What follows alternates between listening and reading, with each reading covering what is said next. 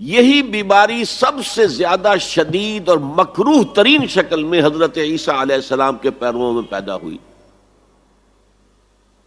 ایک محدود پیمانے پر یہودیوں میں بھی ایک دور میں یہ بیماری پیدا ہوئی، انہوں نے حضرت عزیر علیہ السلام کو خدا کا بیٹا قرار دیا۔ اس کی وجہ میں آپ کو بتا چکا ہوں کہ چونکہ حضرت عزیر کی جو دعوت توبہ تھی اس سے بنی اسرائیل میں ایک اصلاح کا آغاز ہوا، ان کے حالات بدلے، جس کے نتیجے میں اللہ تعالیٰ نے انہیں دوبارہ دنیا کے اندر عزت سے، طاقت سے، قوت سے سرفراز کیا۔ تو اس لیے حضرت عزیر کے بارے میں ان کے ہاں ظاہر بات ہے کہ پھر عقیدت اور محبت جو ہے ہونی ہی چاہیے تھی، اور یہ عقیدت و محبت کا غلو ہی ہوتا ہے کہ جو پھر اللہ کے بندوں کو، نبیوں کو، رسولوں کو، اولیاء اللہ کو اللہ کی اولاد یا اللہ کے کوئی اور طرح کے رشتہ دار قرار دے دیتا ہے۔ لیکن جس کیفیت کے ساتھ اس مرض کا ظہور ہوا ہے عیسائیوں میں، اس کی کوئی مثال دنیا کی تاریخ میں نہیں۔ ان کی تو گمراہی کا عالم یہ کہ وہ کہتے ہیں کہ عیسیٰ اللہ کا صلبی بیٹا ہے، صلبی، اس درجے وضاحت تاکہ کوئی استعارہ نہ سمجھا جائے اس کو۔ اگرچہ انجیل میں حضرت مسیح جب کہتے ہیں میرا آسمانی باپ، تو ساتھ ہی یہ بھی کہتے ہیں میرا اور تمہارا آسمانی باپ، تو یا تو مانو کہ پھر سب اللہ کے بیٹے ہیں۔ یہ باپ استعارے کے طور پر استعمال کیا گیا، جس سے والد پالتا ہے، پوستا ہے، اسی طرح اللہ تعالیٰ اپنی اولاد فرمایا ہے، حدیث میں آیا ہے الخلق عیال اللہ، تمام مخلوقات جو ہیں اللہ کے کنبے کے مانند ہیں، اللہ ان کا پالنے والا، پوسنے والا ہے۔ اس معنی میں میرا آسمانی باپ، میرا اور تمہارا آسمانی باپ۔ لیکن انہوں نے جو عقیدہ پھر بنایا صلبی بیٹا ہے اللہ کا، یہ انتہا درجے کی اللہ تعالیٰ کی شان میں گستاخی ہے۔ میں نے عرض کیا تھا قرآن مجید میں جتنا غضب اللہ کا، جتنا غصہ اس پر آتا ہے اور کسی طرح کے شرک پہ نہیں آتا۔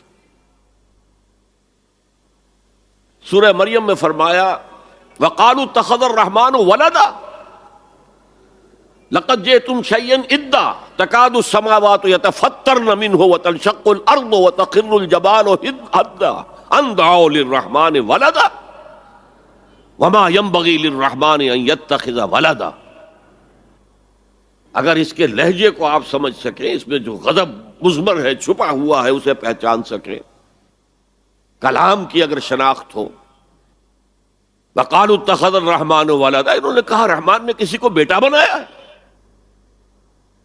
لَقَدْ جِئْتُمْ شَيْئًا إِدًّا، تم ایک بہت ہی خطرناک، خوفناک، بہت ہی گستاخی والی بات لے کر آئے ہو، اور وہ کتنی بڑی گستاخی ہے اللہ کی جناب میں۔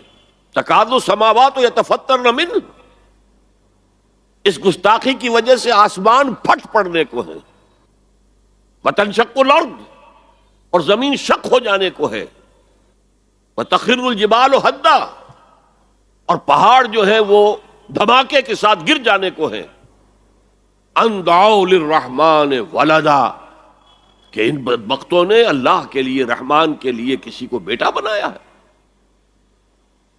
وَمَا يَنبَغِي لِلرَّحْمَنِ أَن يَتَّخِذَ وَلَدًا، اور اللہ کے شان کے شایان ہی نہیں ہے، رحمان کے شان کے شایان ہی نہیں ہے کہ وہ کسی کو اولاد بنائے۔